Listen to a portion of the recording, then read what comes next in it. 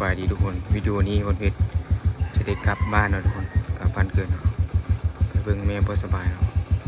ก็สิไป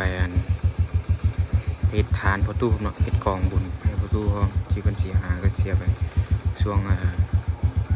พอช่วงเข้าพรรษาเนาะทุกคนโอเคออกเดินทางกันเลยเส้นทางปลายทางก็คือบ้านน้ำเฟืองเมืองแม่แขกเมืองจันทน์เนาะทุกคนโอเคไปวันนี้กากันหนาวๆเนาะทุกคนตอนนี้เราก็มาฮอดขัวข้ามหินเหือบบ่นี่ทุกคนขัวข้ามหินเหือบเดี๋ยวนี้อยู่หินเหือบบรรยากาศทุกคนแม่น้ำนี่ตอนเช้าเนาะ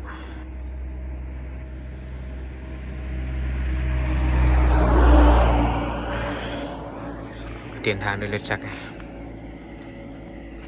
ฝั่งนั้นทุกคนทางรถไฟ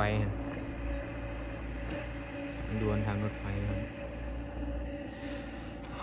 บรรยากาศหนาวทุกคน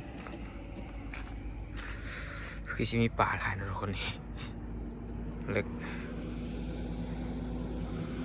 โอเคเดินทางต่อทุกคนจุดนี้ทุกคนงามบ่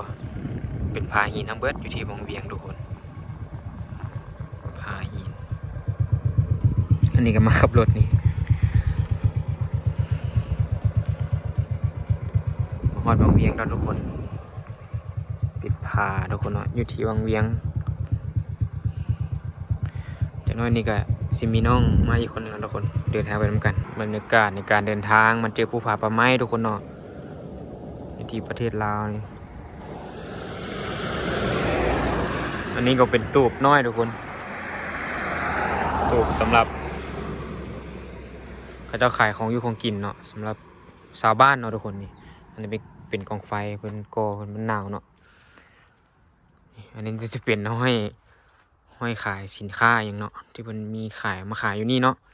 อันนี้ก็เป็นเส้นทางคนขี่ไปขี่มาเขาเจ้าเห็นเขาเจ้าก็แวะซื้อเนาะทุกคนเนาะแต่แบบวันนี้เพิ่นบ่ได้ขายวันนี้โอเคทุกคนเดินทางต่อนี่มึงบรรยากาศในการเดินทางเนาะ